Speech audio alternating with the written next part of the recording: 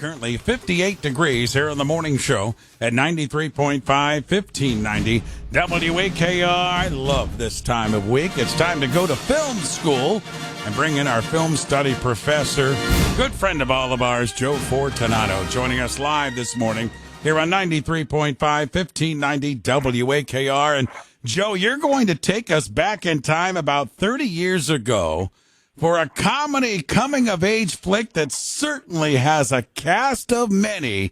And I'll let you kind of take it from there, my friend. Good morning, Joe. Good morning, Ray. Good morning, everybody. Yes, indeed it does. One of the legendary casts, which we'll get to in just a second.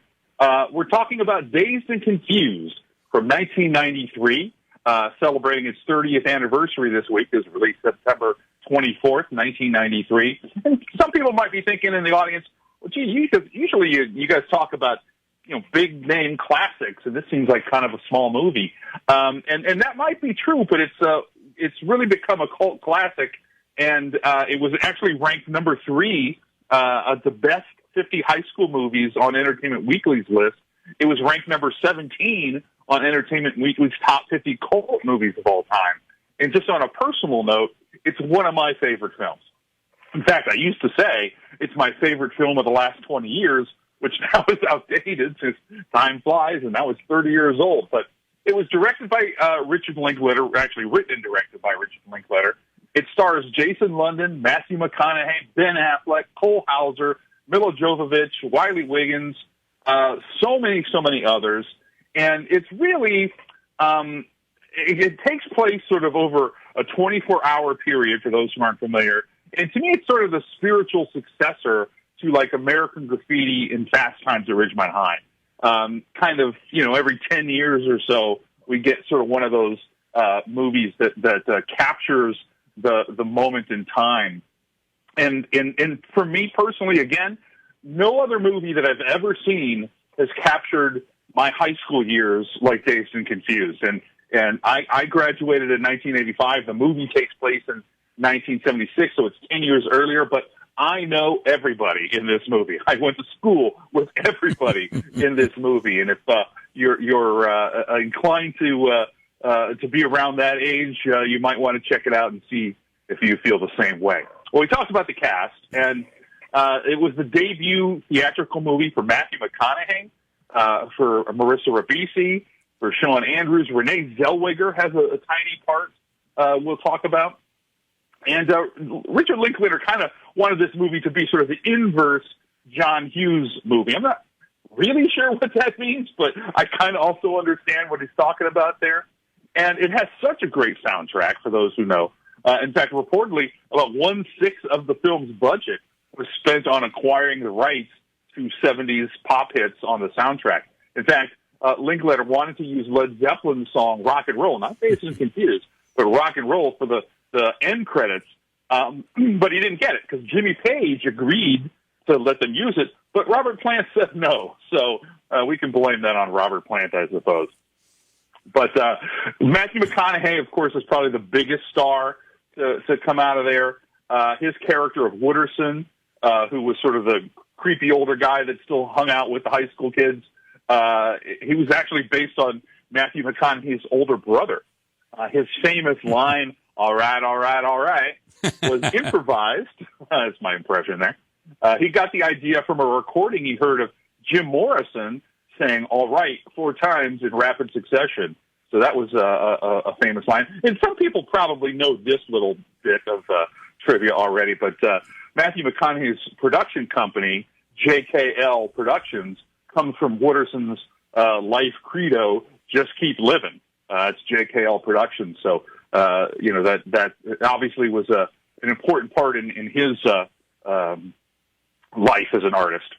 You mentioned Cole Hauser, and I don't know if this is his debut, but folks, you know him better now because it's so popular as Rip on Yellowstone is Cole Hauser, but this was really one of the beginning parts of his career.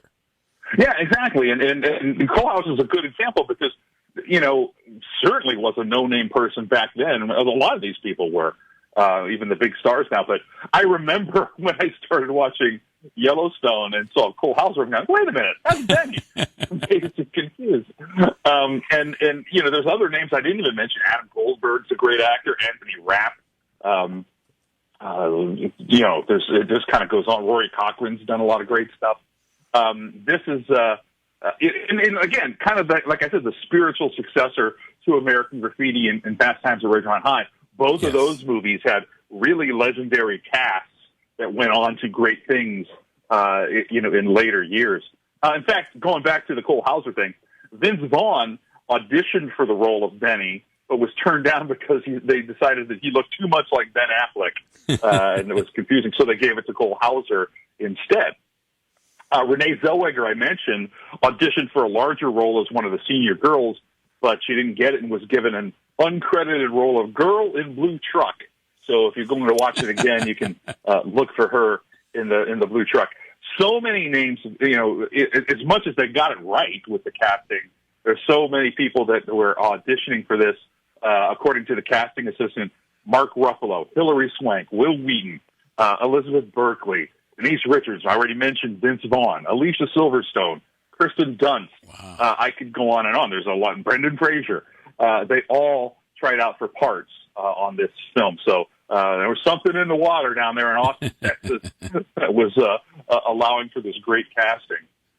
One other thing that I love personally as a Kiss fan, some people might remember from the film, the soldier memorial statues that they paint up in Kiss makeup was actually featured a little bit more prominently in the shooting script. They kind of cut it back a little bit.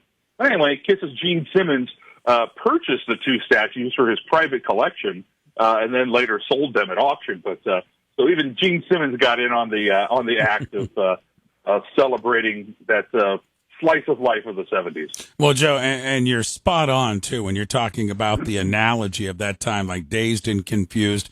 Very similar with a great soundtrack like Fast Times at Ridgemont High.